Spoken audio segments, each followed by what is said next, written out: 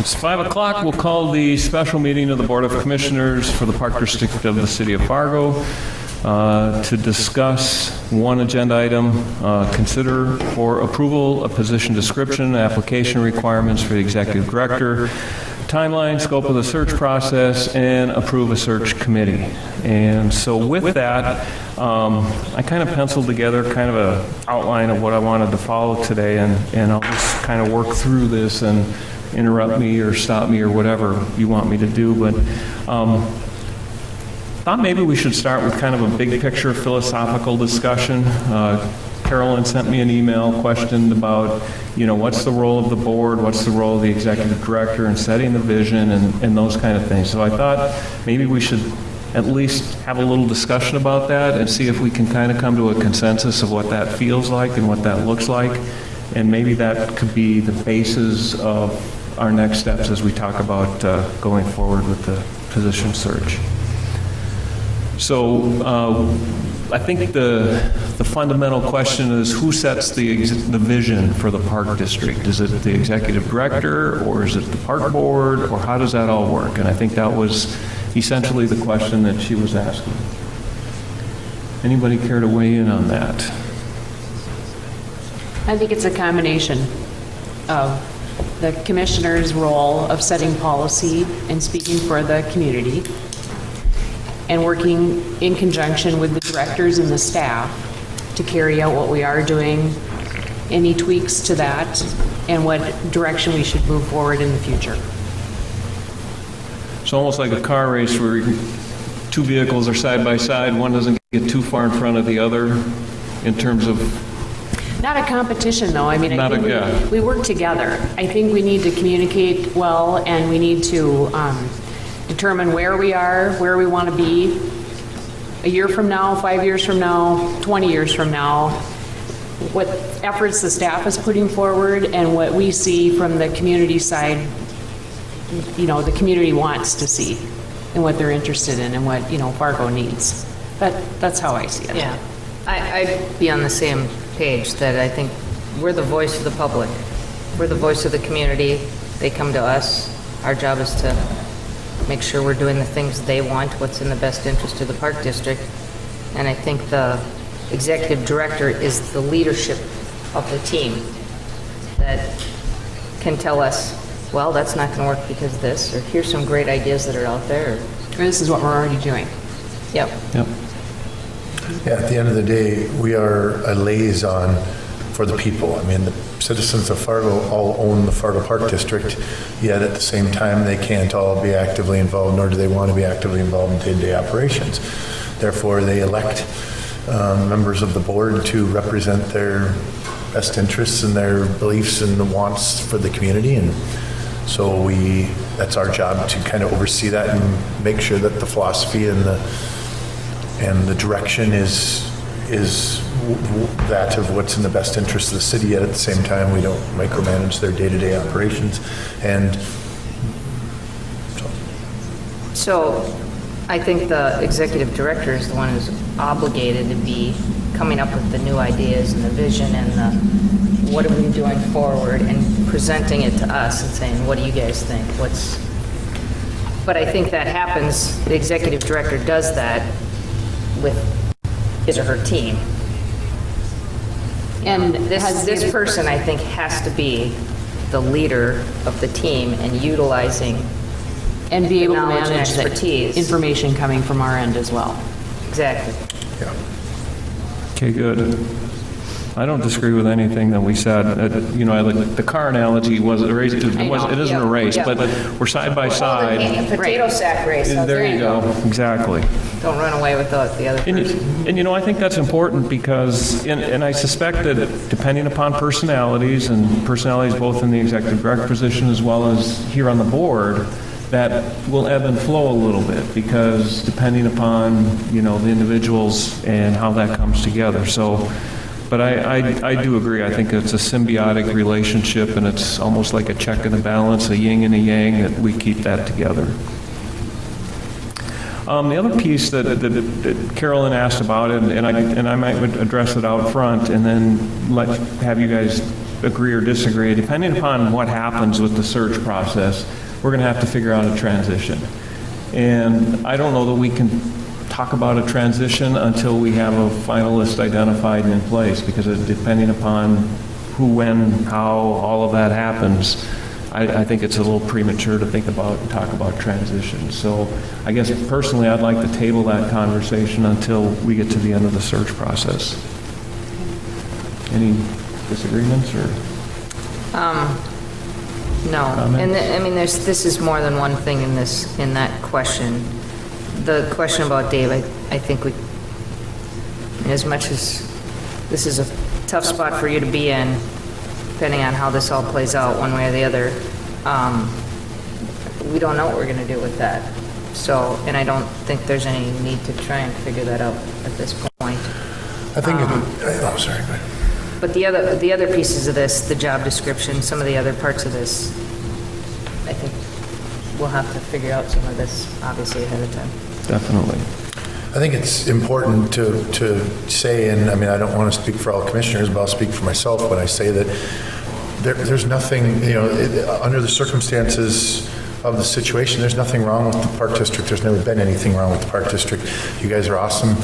This is a great place, so I would assume that you're operating business as usual. And, while there's an interim role put on the head of the executive director right now, you guys should be making decisions and moving forward daily, in my opinion, as you have for years and will continue to. We'll look, and the reason I say that now is because as you're talking about a transition, if with the transition will be dealt with at the time that it comes, but we can't even discuss that right now because I don't know where we'll be at that time, because I expect us to continue to move forward right now, making decisions and as if we are functioning as a whole. So, unless somebody feels differently, please let me know. But I think it's clear. We need to make that clear, because I think there's been some question. Oh, we have this interim role. Are we in a holding pattern? Can we make decisions about major projects like Block 9 and whatever else? I think we need to. We need to. I mean, we absolutely need to. And there's no reason not to, because we were operating like this before, and we will continue to operate like this until the search is complete. And at that time, we'll figure out how we'll proceed. And even though Dave's got the interim on there, I fully expect that he operates as a full-on director, that he's making decisions in the best interest of the Park District and acting as if, this is his job, and until we determine else or whatever. That was a much better way of putting what I was just trying to say. All right. So one other thing I want to talk about is from a policy level perspective before we get in the meats and potatoes of the search process, selection process or search process is the residency policy. We do have on the books resident policy 150, and in it, it states the executive director appointed by the board of directors to administer, I don't even want to read it. What it says is that whoever the executive director is should be a resident within the city limits of Fargo. And if not a resident at the time of the hire, the executive director will be required to establish residence within 6 months of accepting the position. I did have Ellie check the city of Fargo, Fargo schools, city of West Fargo, West Fargo Park District, and West Fargo schools, and the Fargo School District has a similar requirement, and the other government agencies do not.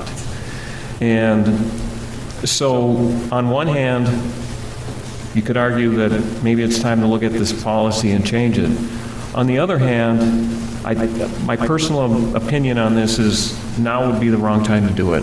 I think that it would look like, I'd be worried about the optics of what it looks like if we adjusted this policy in the middle of a search. I think that, 2 years down the road, we have an executive director in place, things are going good, and we're not looking to hire a new executive director. That would be a time that would be better suited to address that kind of policy, if we wanted to.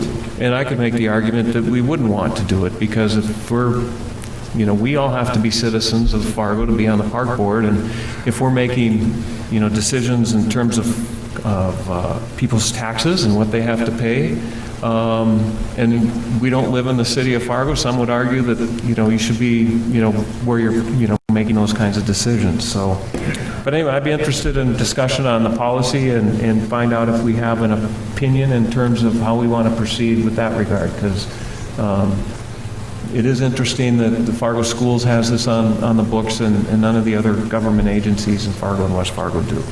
Well, now, the city of Fargo and the city of West Fargo, the mayor would need to live in the city. Well, the mayor, yeah, it's elected. So really, They're the elected. West Fargo School District is the only one that wouldn't follow that. Personally, I think it's important for the executive director to be a resident of Fargo. I think that shows that they're all in. We're in an interesting situation here, but I don't think that changes that philosophy of mine. I think it's important that the executive director is all in being a resident, full citizen, part of the city of Fargo. So I do, the one piece of this is I do wish it were less than 6 months. I wish that we had, that was a lesser time frame, but I don't know that we necessarily need to change it right now either, so. How old is this policy? And the version we have is dated 2016, but it looked like it had been reaffirmed or considered and voted upon. Was it there, has it always been there? No, I think it was changed at the last time they had the executive director search. Okay. Do we know what it was before that? Like what changed? Or maybe it wasn't even addressed. It was created during the last Okay, search. so this is like a brand-new 3-year-old policy. Well, the fact that it says date reviewed, I think before, our policy was for any employee that you had to live within a certain distance of Fargo that you could respond to on-call and things like that. So if you lived in Holly, we allowed our staff, maintenance staff, to live in Holly, and that went for all staff positions. which is the first paragraph. Yeah. And then the second paragraph you think is what was added? The exception to this policy is that the ED, okay.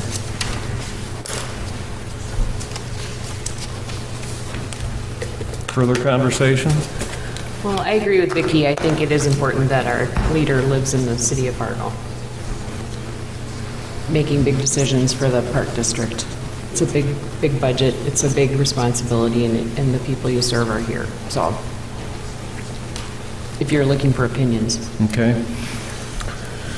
I mean, I can support that, and I can, I think it's, our community's gotten a lot larger, and our metro area is, West Fargo's bled into Fargo, and so on and so forth, but, I can support that, even though The lines are fuzzy, though. It's a weird map when you go west, because some voters vote for Fargo Parks and West Fargo School.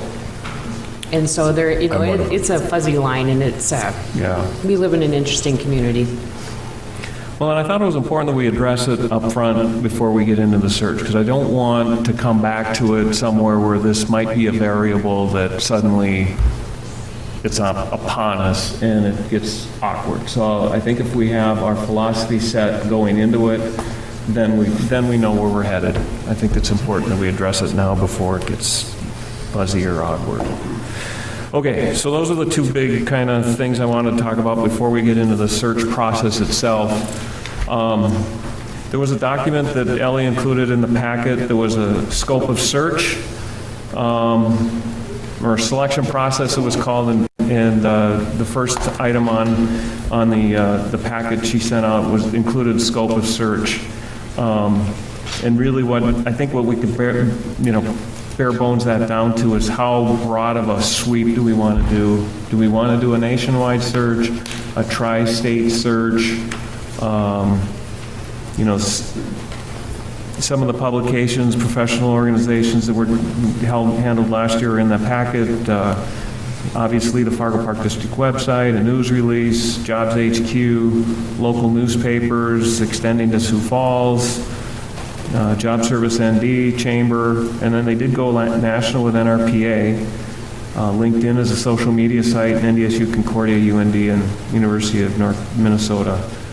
Is that a level of, do we want to stay consistent with that, or are there other things that would be of interest? Do you guys know how many applicants we had last time? and how far away they may have come from? Yeah, I'm not sure on that.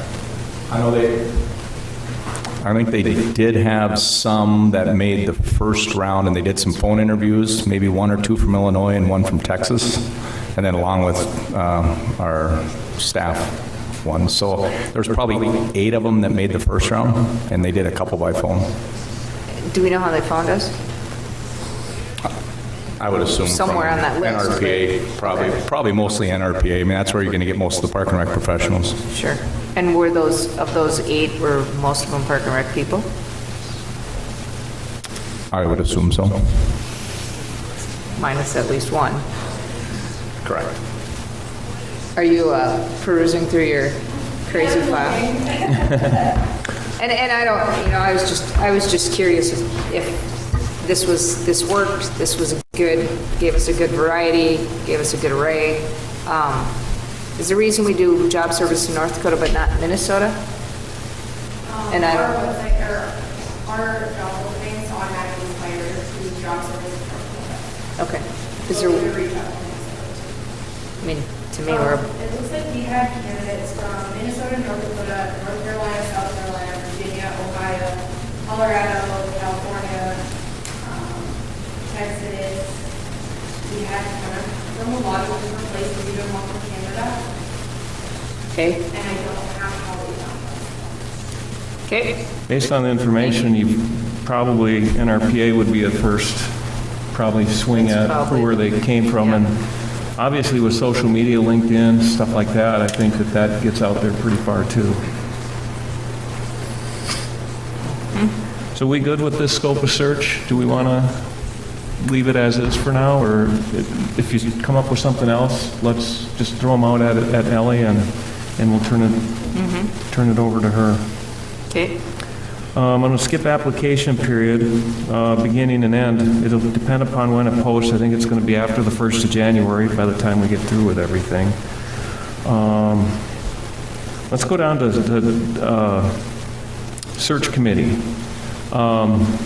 What I would propose that I think we should do, and maybe I'll just read through kind of the plan that I've kind of laid out. We'll have a search committee, and I think we'd be very clear and concise with their scope of work. And that would be that they would be a task force appointed to accept and preliminary review applications so that they bring back a list of finalists. I talked to Rusty today on the phone because he's obviously not here tonight, and he thinks that a list of finalists should be no less than 4. And, we could go up to 6, 7, whatever the search, when the search committee reviews the applicants, I think they'll know, what that number looks like. But their job will be to call out go through the first round of the applicant pool and narrow score based on the cover letter and the resume, and if they need to even conduct a first round of telephone interviews to get us to a list of what we'll call finalists.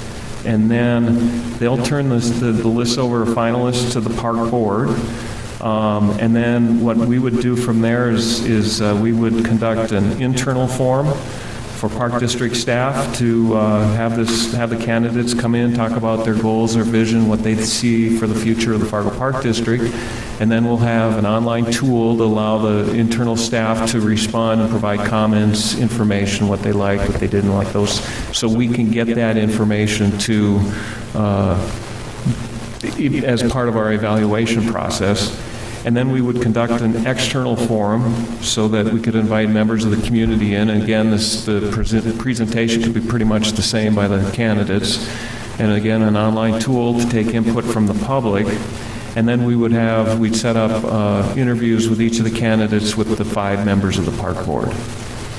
And then after we get done with all that, we look at all the inputs we receive from the internal staff and from the external and our own deliberations. We would try and narrow our choice of candidates to the top one. Then the last thing after that would be the negotiation with that candidate for salary, benefits, and starting date, and so on and so forth. So that's kind of what I thought. It's similar to what we do in my day job, so it's not like I made this stuff up. but I think the search committee, and I'm thinking a group of about 5, 2 park board members, an internal staff member, and 2 committee members at large from the community to help work through that process and get us to a list of acceptable candidates. So we're calling this a search committee, not a Search selection committee, committee. not a selection, correct. And their job will be very clear to accept and preliminary review the applications.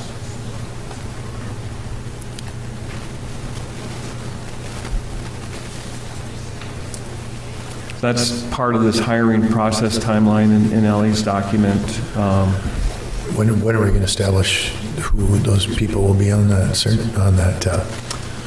Search? Yeah. So I think we could establish it tonight if we. That would be the plan. Sure. Okay. Well, So what I was thinking is, let's get the search committee identified, and obviously we'd have to approach, the external audience people. And then the last piece that I thought we would do tonight is go through this position description and nail that down. There's still some questions out there. And then we turn over, the search committee will need to come up with some kind of scoring form based on the position description to do the first run-up at the candidates. But let's let them do that work. And then going through all of that paperwork, waiting for what do we advertise, 2 or 3 weeks? Something like this might be a 3-week window, Ellie? Okay. So that's kind of a thought process I'll throw out there, but we certainly can amend, adjust, modify, throw it out and start over. I just figured that we had to get something out there to get this started.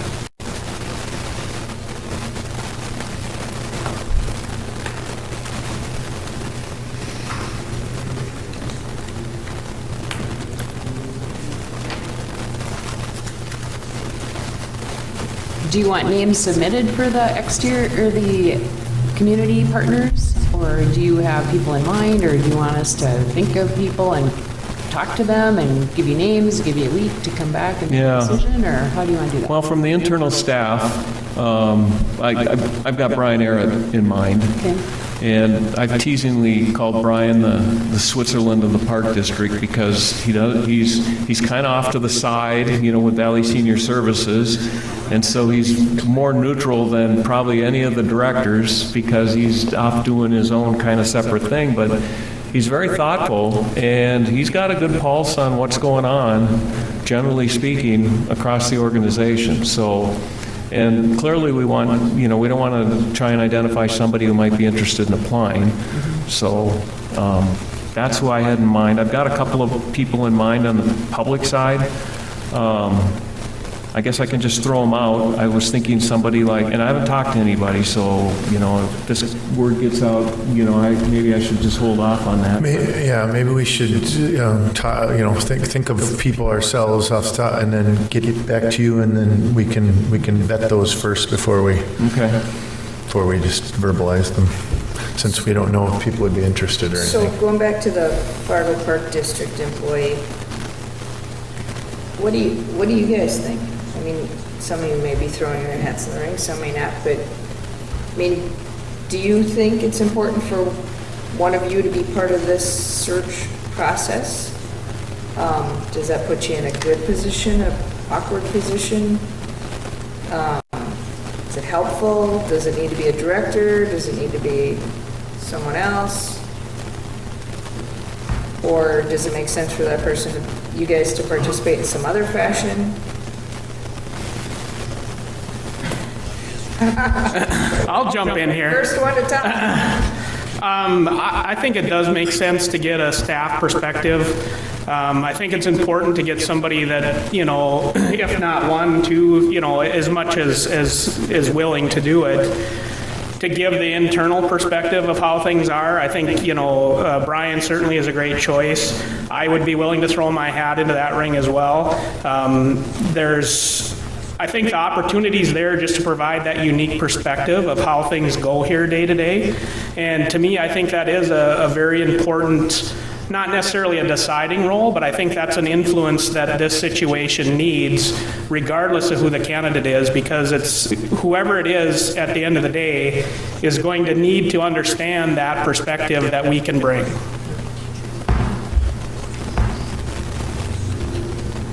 We're going to go down the line apparently, so get ready. Get ready. I would agree with Dave that it'd be nice to have someone from the director's level that is part of the selection committee. And then I do really like, once there is a selection of committee, from the committee, that they would have a chance to meet with more of the staff at the supervisor, manager, and front line, and have a perspective there to get an idea, because they will have to work with all levels of employees. And that way, I think there's that opportunity for opinions to be stated and folks to have at least an opportunity to see what the system is doing. You don't have to, I'm just, Next. you can if you want, you can if you want. Well, and this position or person or whatever would have a level of responsibility to come back and talk to staff and say, here's where we're at. You know, this isn't a closed-off wall that you guys aren't going to, you're going to be kept from who's applying and what's going on. I think just the opposite, that we want to have that dialogue. And so that, you know, whoever is in this position has as much, armed with as much information as possible to help make the right decisions.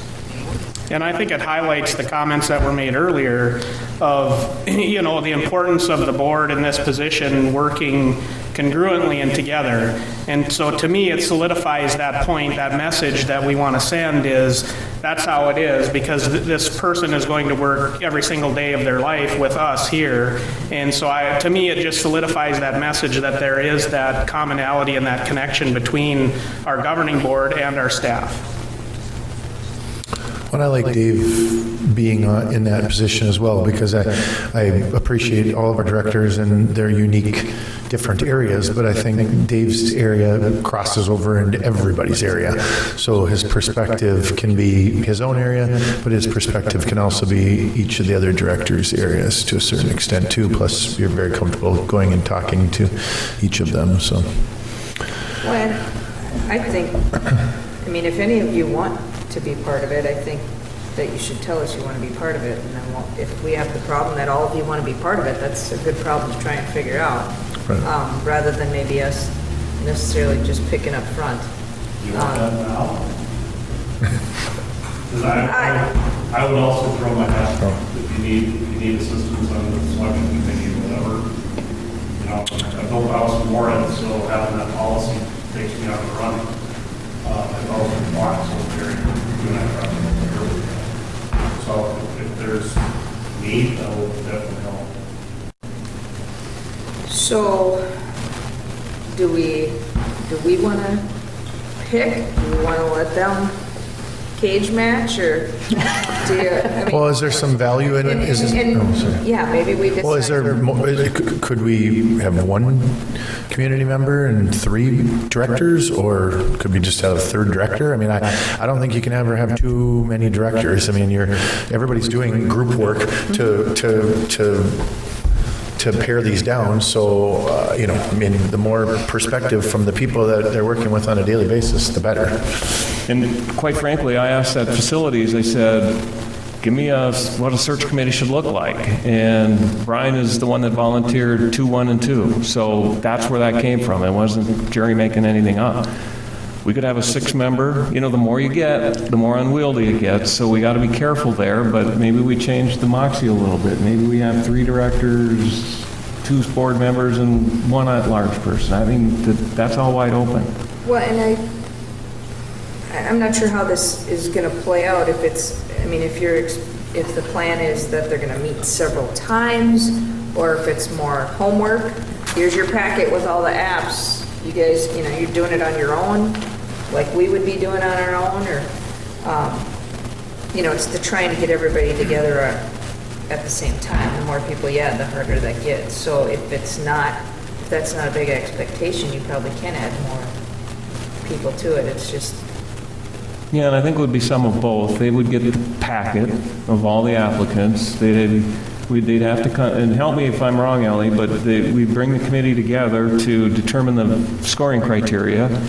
you know, we're going to give points for whatever we decide, and then take the packet home or back to the office, whichever, go through all the candidates, score them all up, and then submit that information to Ellie. She'll compile it, and all of a sudden she's got whatever the search committee consists of, 5, 6, 7 inputs. She'll compile it all in and run the total scores, and somewhere you'll see a break. Here's our top pool of candidates, here's the rest. And now so that it'll have to come together and then talk through it and agree upon it, and they'll say, you know, I really like this candidate, and you're going to say, well, I like that candidate. They'll work through it and come to an agreement on what the finalists look like. So there'll be some homework, a lot of homework, and there'll be some meetings. So that brings another question to my mind is, to me, this is the most important thing I'll do while I'm on the park board. To me, this is a huge decision. It's going to impact all of these people, the entire staff, the entire community. I think it's vitally important that we all participate in some fashion. Would it make sense for all of us to, I don't know, maybe I don't score everything, but to see everything, or, you know, I don't know how we do this. If we decide, well, 3 directors are fine, why aren't 3 board members fine? Or 5 board members fine? I know we always run into when we're meeting, and in the beginning of this process, there's probably plenty of applicants who unless they make it to that final round, they don't really want their name out there. But I don't think that's what should deter us from being part of it if we want to be part of it. And I don't have a plan. I just wonder if there's a way to do that without being at the meetings. Of having a fresh, new perspective when I come into the situation when you've pared it down to this many people. Personally, I like that. The way we did it before was that committee, picked the final person and brought it to the board and says, please approve this person as our hire. So that was not the way it was handled previously, but I would support this process as long as, we start fresh as a board. You like a whole board. You like the idea of, okay, we got rid of these people who maybe aren't even qualified, and here's who we, really what we see as the cream of the crop, and whether it's 4 or 6 or whatever, that's the group you want to see. Yes, because I know you can't help but do the scoring system in order to weed people out, but I'm not a huge fan of the scoring system because my perception of what a 10 is and yours perception of what a 10 is are 2 different things, and we're not sitting together talking about it, and you know something about this person and I don't, So I'm personally completely comfortable with getting the finalists and then looking through it and discussing as a whole board for the first time at that time. But again,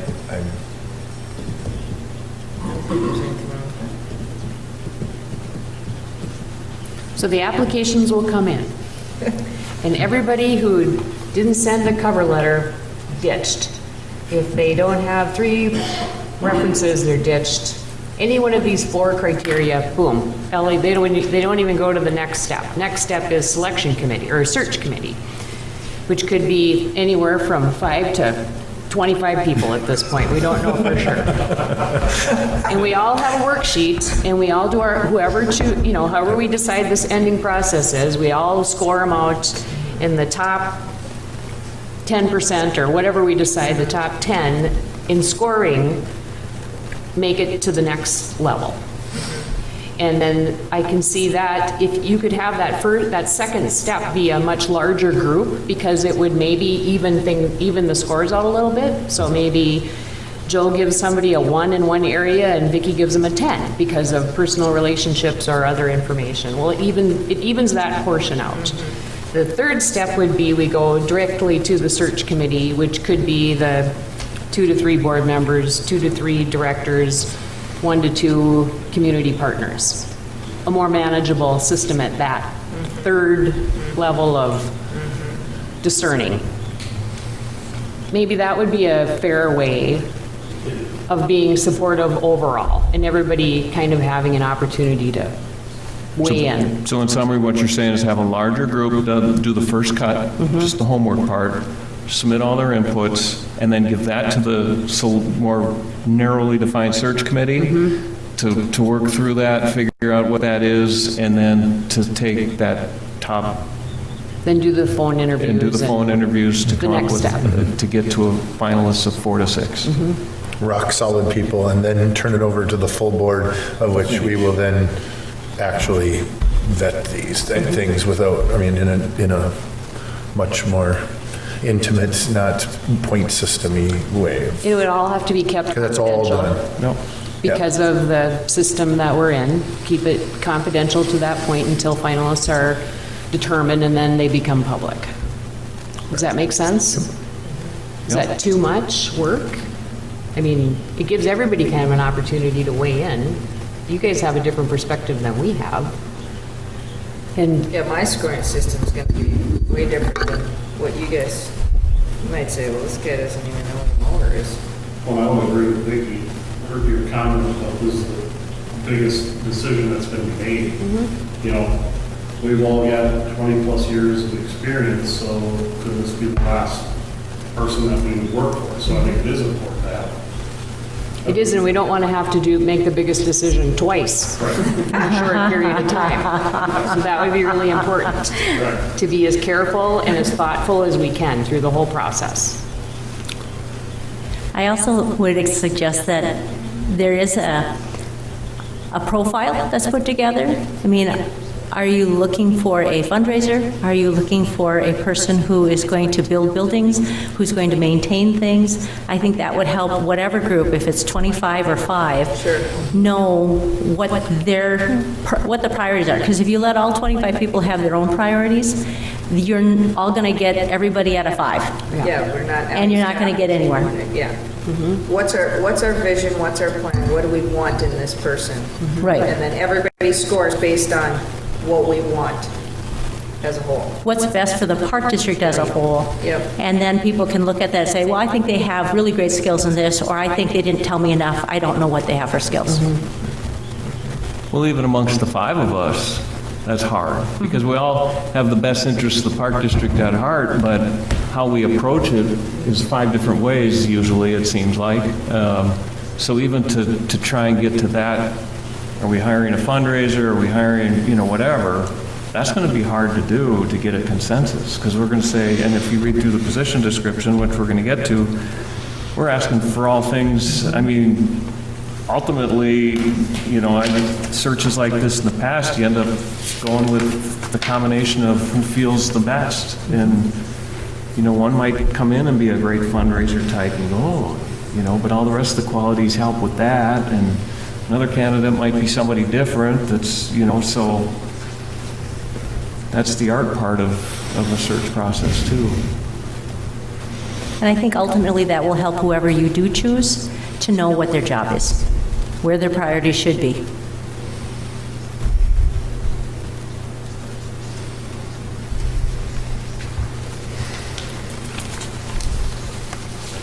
Well, good dialogue. I guess we need probably on this one, we probably need a motion and discussion and second and approval. Do you want a motion to go forward with creating a search committee? Well, I think the motion probably needs to be a little more discreet in terms of what that search committee composition is going to look like. Are we going to have a 5-member, a 6-member? Is it going to be 3, 3, and 1, 2, 1, and 2, 4, 4, and 8? I mean,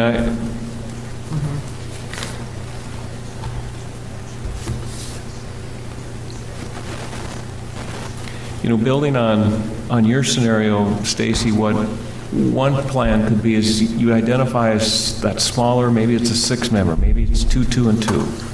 They're the search committee. They come in and they develop that scoring matrix. And they build that all out, and then we have a broader group review that first cut of applicants based on the scoring matrix the smaller group put together. So we get all that input in, tally it all out, and then we'll have our first cut. And then the search committee can go through, if the first cut is done and there's only 4 or 5 top candidates and there's a clear demarcation between the 6th and 7th, we've got our finalists.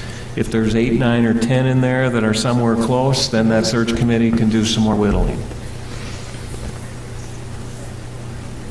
That way, if everybody on the board wants to see the candidate pool, they can review them and score them and send their inputs. We can get more broader directors, maybe we pick a couple of other staff to do that. So the initial small group is, what's their intended purpose again? They'll come together and create the scoring matrix. They'll go through the position description, and then that'll help shape the priorities, you know, what that... Right, so my only question is do those groups flip then? Because the larger group, I mean, the directors want input on, more so on what the scoring matrix looks like, I would think, than they do on necessarily how it's scored based off of the person's application. Does that make sense? Because I think then they have more of an input on what... I mean, I'm just saying from doing this at NDSU, we spend way more time establishing the point system for the scoring system than we do actually scoring it out when we finally do, because that part becomes math almost. The initial part is where you define what the description looks like. Yeah, the people who are going through all the applications or resumes or whatever, they're just following the scoring system. So they're just the doers, but the people who created the scoring system are the ones who are saying, this is what you're looking for in each of these. Exactly. Yeah, so then like maybe you we said, need it's to- more important to be on that scoring committee. So we have a bigger group that creates the scoring matrix. They turn it over to the search committee, who then runs the search to get it to the list of finalists. Is that... Are you comfortable with that, directors, or am I completely off base when I say that? Yeah, that makes complete sense. I mean, input, we're here. So, Yes, no, what? Dave, you got something to say, go ahead. Yeah, I think it's important in actually both of the scenarios to have the influence from the director group or other staff members. I do agree that creating the scoring matrix, as it's been called here tonight, is vital, because I like what Carolyn had to mention. It kind of starts to create that priority of what do we feel as a group to be the most important, and what weighting are we going to give each of those criteria. I also do see validity in having a presence in the scoring process itself of saying, okay, and now we're going to go through these people and give them those scores based off of that matrix. So I'm agreeable to what I think I'm hearing there, but I do want to say that I do think it's important that there's a staff influence in both scenarios. Yeah, and I wasn't saying that we would have a staff influence in both, but if there was one where we say anybody who wants to, at the director level, be involved in this process, if you're only doing one, it's more so the establishing than it is necessarily the scoring. Although I'm not saying in any way whatsoever that you don't have a certain number of staff on there regardless at each of those levels. so what we're saying is we basically have 4 steps. 1, figuring out what our priorities are in the scoring, which that's a huge, huge input.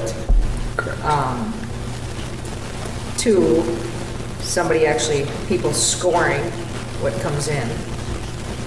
3, the search committee taking those and saying, here's our final group or smaller group.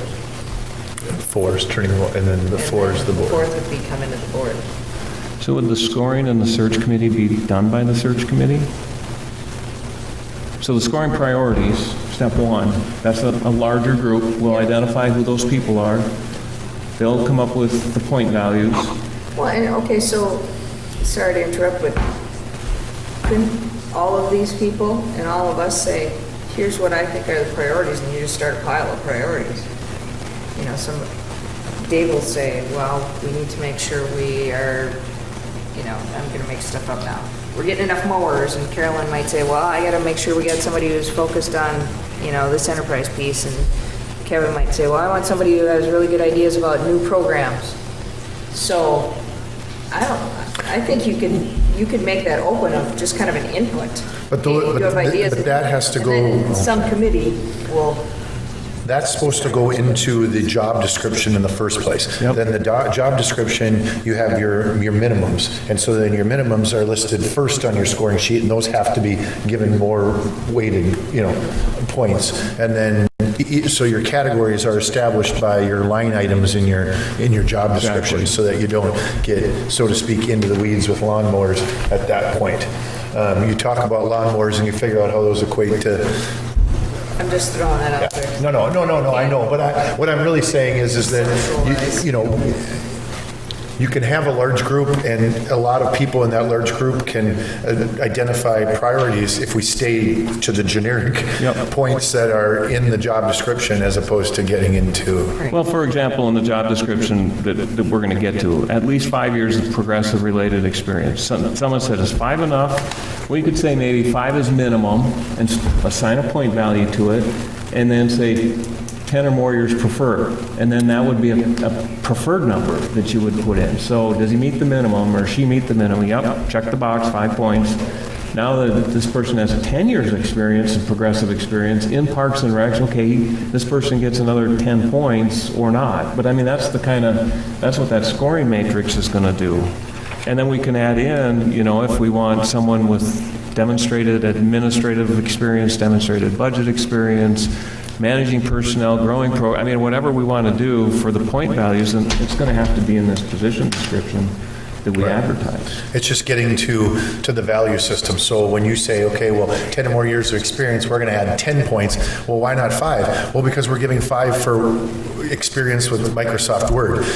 So this, having 10 or more years experience is profound, so maybe it's worth 15 more points. That's how you figure out your point system to put more weight on the positive impact of the things that are the most important to you, and as opposed to things that aren't. So it ends up, but that's where you hack those things out, and you end up establishing your true value system as a group through that process. I think if we go through the job description, everybody can speak up through the process and say, this is a measurable descriptor that we would be looking for in a candidate. And then we can go back and refine it on the point system beyond that, because there are a lot of factors over years. Did they serve a market similar to Fargo? Do they serve a market that's as diverse as ours is? I mean, there are a lot of, you can dig in, all of them, we can drill down considerably. Is there winter? Do they ever flood? There are a lot of issues to discuss. But I think the job description can drive this matrix pretty easily. Right. And I think if everybody's open to that and speak up. And I think the other thing to consider is in that first matrix, what you're looking for is what can they demonstrate in a resume and a cover letter. Some of the things that we're looking for, you have to get to that point to then bring them in and get to the personality, get to how they communicate verbally. You can't get that on a piece of paper. So make sure that the matrix is set up for things that you can really quantify through paper. Right.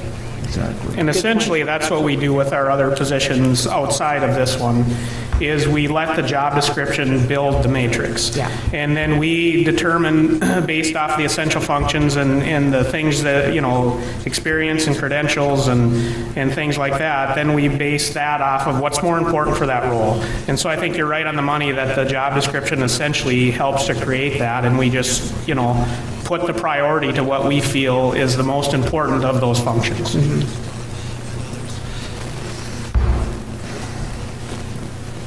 Chicken or the egg?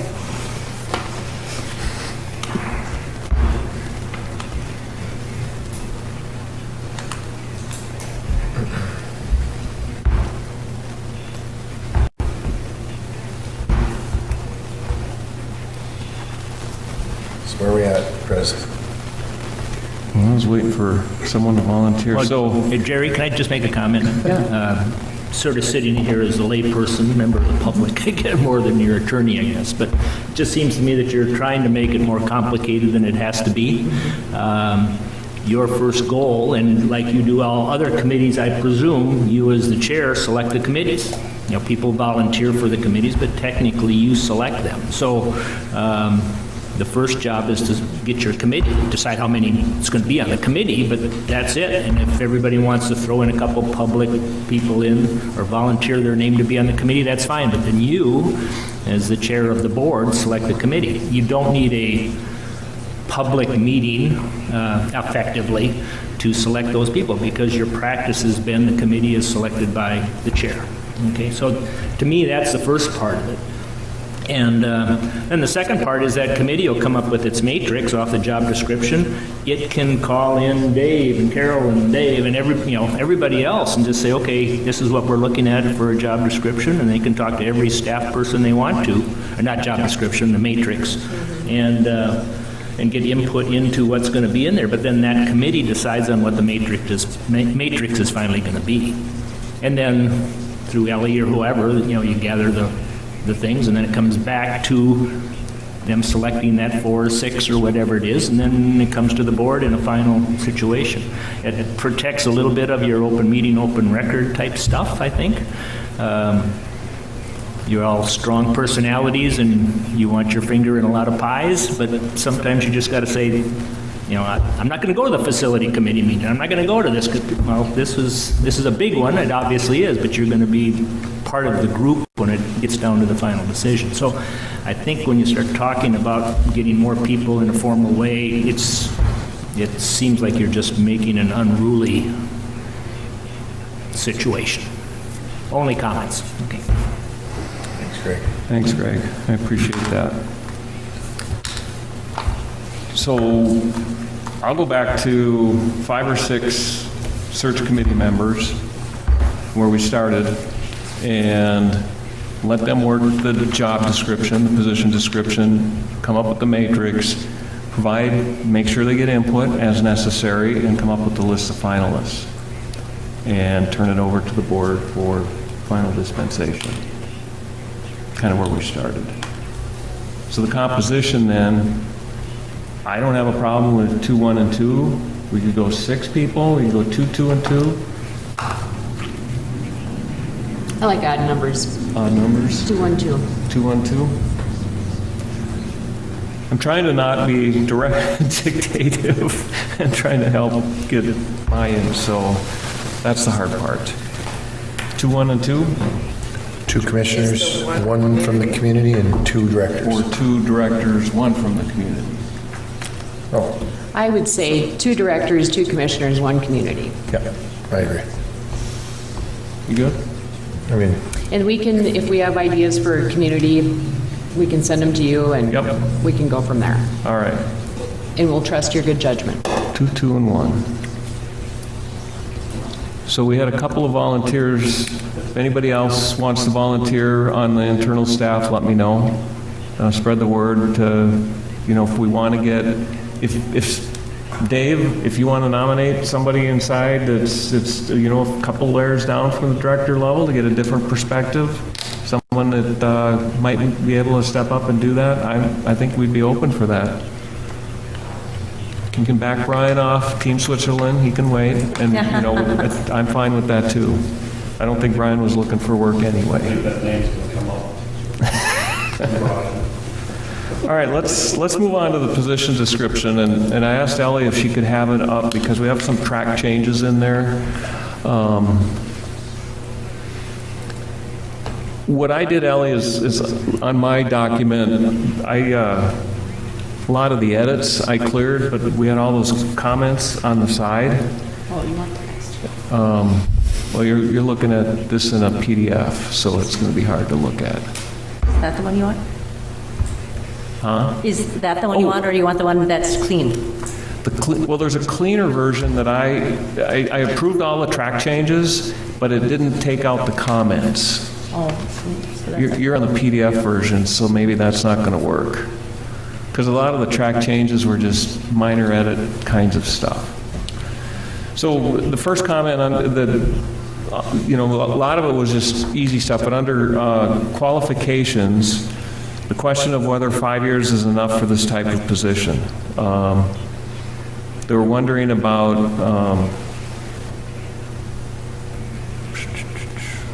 the parks managed. Is it okay with leaving the verbiage about preferably in the field of parks and recreation. There was additional information added. So let's open that up for conversation. 5 years of progressive related experience in an upper-level management administrative position with consideration given to those with experience in the field of parks, recs, and health and wellness. So the way I read that is 5 years is minimum. It doesn't specifically, at least in my mind, it doesn't specifically say you have to have Parks and Recs experience, but you will get consideration if you do. Are we comfortable with that language? I'm comfortable with that.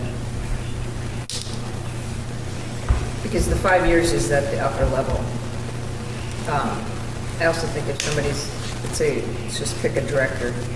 Somebody's a director, and before that, they've got 15 years as a manager, a supervisor, general partner experience, whatever. That's just going to be that much better. But I think the upper level management, that they've actually led others in some fashion is important. Yeah, I think that related experience in an upper-level management will be the point value separator. It'll, all the applicants may have 5 years' experience, but not all of them will have upper-level management. I think that was the big question on qualifications. So we good with 5? Okay. Credentials licensing. There was a question raised as to whether or not an executive director can obtain within a year I'm just trying to read through this. How many of you are certified? Certification. Can you do it in a year?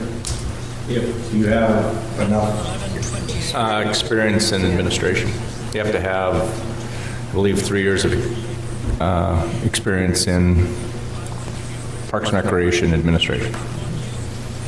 So if I had my certification, I'd say this is a must. But if I didn't have my certification, I'd probably think differently. What's your thoughts? Broadly, is this a requirement or a preferred? The history of the Park District has been that it hasn't been important. It hasn't been maintained at that level. And so it would be a change for us. And so is it a change that we do before the executive director comes in, or is it a change we talk about afterwards? Is it important that our executive director be certified? In the opinion of the 5 of you sitting here? It hasn't been in the past. No, that's so my question. I feel it is. I think it demonstrates it's our professional association. And many of us here have chosen to make our career in this field. And I have strong feelings about leadership. I do think people can come in and lead this agency without having maybe a park and rec background. But I do think that if they are going to lead this agency, we do want them to become part of that professional association. So to me, I feel very passionately that I do think that that is something that we should keep in there as a requirement. And I think it's worded correctly because it opens us up to be able to accept people from all over, and just knowing that if they are going to pursue this, our expectation is that they do show themselves as a certified park and rec professional. And, we have all stated that this is a huge deal, and we oversee a large volume of money of the taxpayers' dollars. And to me, that signifies that this position should hold that professional certification. I have a certification in my profession, and it's not easy to get. There aren't a lot of people with it, but I think it has a huge, similar to what you're saying, it's important. It's really important, I think.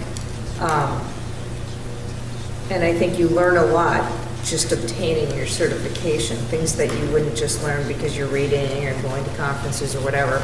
So I think certification is really important. I don't know that someone should be punished because they don't have it, But I think if you're going to take this job, you have to be willing to get it and put in that time and energy. So, which is what this says. I just don't know is somebody going to read it and not see that or alternatively obtain?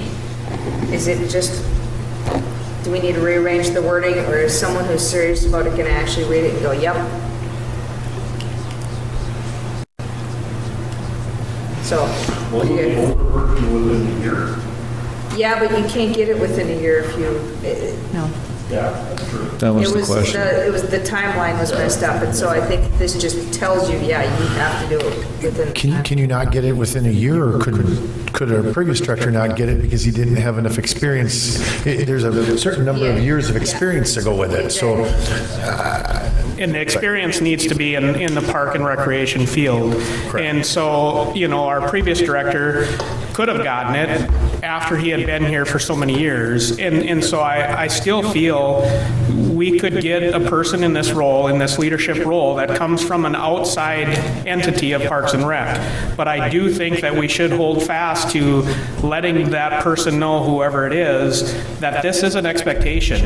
If it takes you 3 years, then that's what it takes you to get your experience here, because I do believe there are very effective leaders, but I think it's important that leading an agency of our size, that they should be affiliated and show that they are here for the long term and they're invested in this and they are going to represent us at the national level, which this certification is, and also, lesser of that, but be involved with our state agency as well, or our state organization. So frankly, the way that's written, it kind of says both. It says shall have certification status, or alternatively obtained. It's one or the other. It's either you have it or you don't. Or we give them we can't say you shall have it if we give them the option to say you can get it after we hire you. And it's saying both. No, I think it's worded properly. It's saying you either need to have it, or once you start with us, you better get it. And it leaves in there the opportunity for someone who's not a Parks and Rec person to have the time frame they need. That's why it says within the qualifying guidelines. That's why before, when it said within a year, it didn't work if you didn't come from the Park and Rec background. Now I think the search committee can decide, is the certification worth more points than somebody who doesn't have it? That's something I think they can figure out. My only question with the way this is, the order of how this is someone going to read it and say, oh, well, no, I'm not qualified. But if they can't read the whole sentence, then I guess maybe they're not. I see what you're saying. I think the other hang up too is the word alternatively usually means a completely different option. So it's not a completely different option, it's just part of the whole thing. So if you just remove the word alternatively, it just says or obtain such certification within the qualifying guidelines listed. And then within, and then we have to somehow or another specify language to say that it has to be done within the amount of time that person can get it done, because we're making an assumption that they can pass this exam, and maybe they can't. And if they can't or won't, then they need to lose their job. So, well, for the NRP and guidelines state, once you have 3 years of experience, you yeah. So, for example, did you say you're not certified, Carolyn? Right. So Carolyn would be an example of someone who probably can sit for it in a much shorter order than if I wanted to be the executive director. So the qualifying guidelines, in there, it states what the requirements are for you to sit for the exam. Yeah. Okay, I'm cool with that. All right, moving on. so we're removing the word alternatively. Let's remove alternatively. Are you taking notes, Ellie? Good, thank you. I've got them here too, but, okay, the next thing was be a resident of Fargo. I think we addressed that.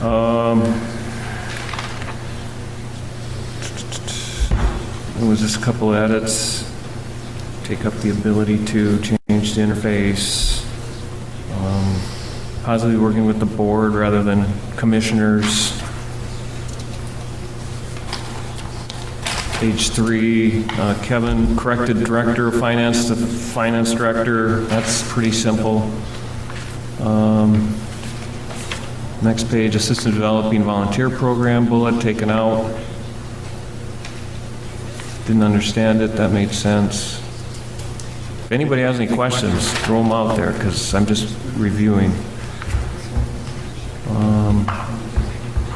Must have advanced knowledge on, so this is page 5 of 7, must have advanced knowledge of Fargo Park District programs, operations, and facilities. How do you measure that?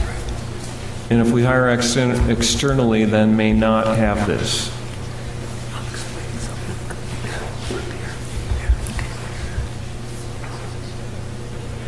Could we just take Fargo out and just Well, so say, you know what I was wondering? Must have advanced knowledge of park district or park programs, operations, and facilities. Well, okay, but to successfully perform this job, the following training, knowledge, and abilities are required. I think if you're going to successfully perform the job, you better know what we're doing. But is that a day one item? Do you need it before you start? Do you need it in order to be hired? usually what happens in a lot of searches is successful external candidate has done his homework or her homework. Yeah. And they show up and they know what's going on. Very seldom do you hire somebody that shows up and go, I have no idea what's going on here, but this is how I do it. Yeah, if you had an applicant who came and said, oh, you have hockey rinks? Yeah, Then they haven't, yeah. So we could leave that this in. probably is good, Yep. because you want somebody who better figure it out. I think that's the last one. Is there anybody else have it? We sent this around, it's been chopped on a few occasions already. Is there any other inputs to the position description? Otherwise, we can accept the changes as is and move forward.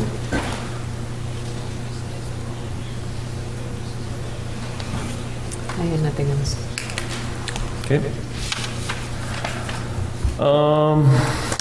The other thing is, and this may require board action, last search, the board approved a budget of up to $10,000 for recruiting. I have no idea what we're going to be looking at. Ellie, have you done any preliminary investigation? Do you know what we spent last time? I have it, it's about 6,800, it looks like that she's been on advertising.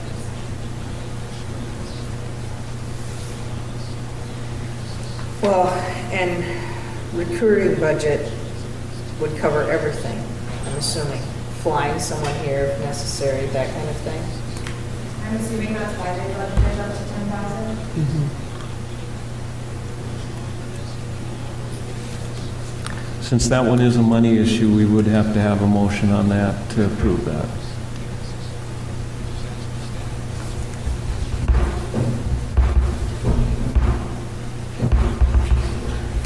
Well, my thought is we can use that number, and if we need, we can always deal with it if we run into an issue where, we got 3 people we need to fly here, and if they're one ticket's $1,200. I don't foresee that necessarily being the case, but We can always you can always deal come with back that. and- But if this was just a couple of years ago and it was $6,800, I think we're probably going to be in the same ballpark advertising-wise. And nowadays with electronics, it might even be less. Right. With less Yep. newspapers or whatever. So I agree. I'll make a motion. Do we want to do this right now? I'll make a motion that we approve a recruiting budget of up to $10,000 from the contingency. Second. Moved and seconded.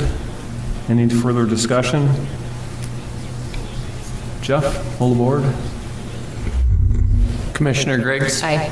Commissioner Deutsch? Aye. Commissioner Dawson? Aye. Commissioner Rosted? Yes, the motion passes. And Jeff is awake again.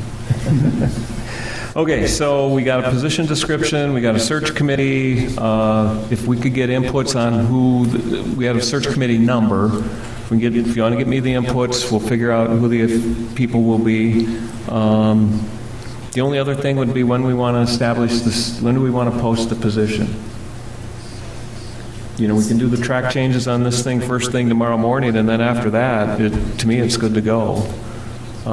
We do a 3-week search if we could get it in yet this week, it would be about the 24th, something like that, when we'll be able to start reviewing candidates and looking at the first cut.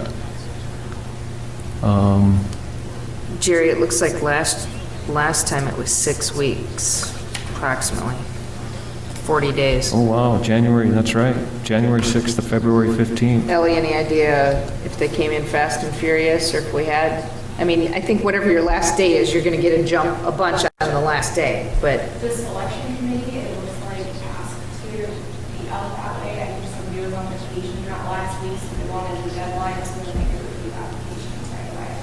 So I think that's why it was extended a little bit. not necessarily because we think people needed 6 weeks to decide if they were going to apply. I would think 3 weeks to 4 weeks would be enough. Simple question that I don't know the answer to. How does it get advertised for NRPA?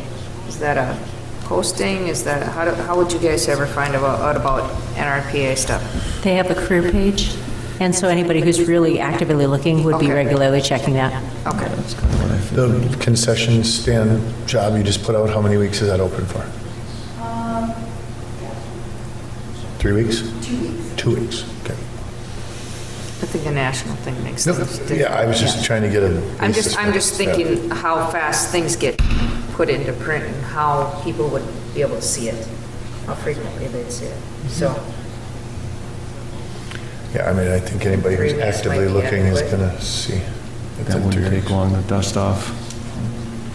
So what if we did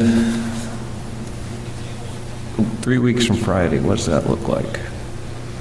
it's the 4th, plus 21 is the 25th. 25th. What if we had HR get it up and running yet tomorrow or Friday, and we hold it open through the 25th?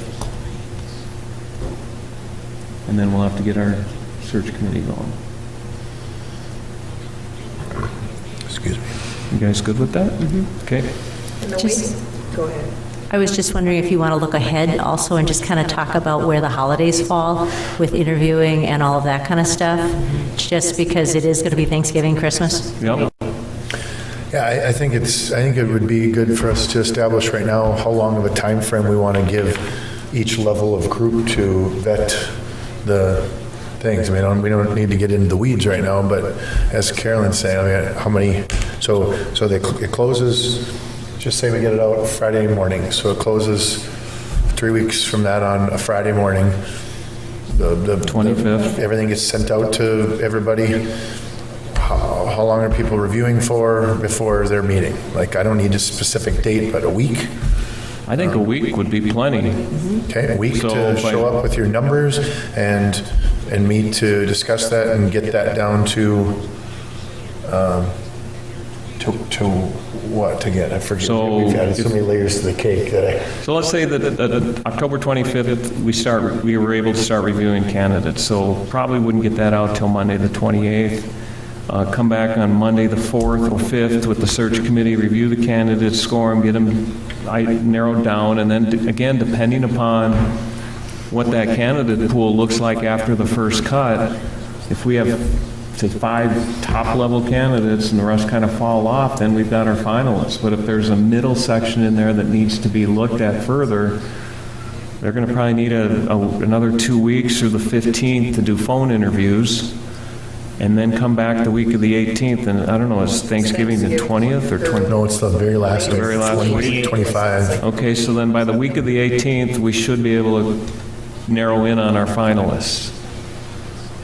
And then that first, second week of December, we could bring our finalists in, set up times, and try and get through all of that by, if we push hard, we could probably get it done by the 15th, 16th of December, and we should be able to even get as far as maybe even making an initial offer that week of the 16th, if all the cards go right and everybody's schedules work and so on and so forth, and then it'll just be negotiating a start date. And anybody we bring in from out of the regions can get a taste of what winter feels like. Yes, Greg?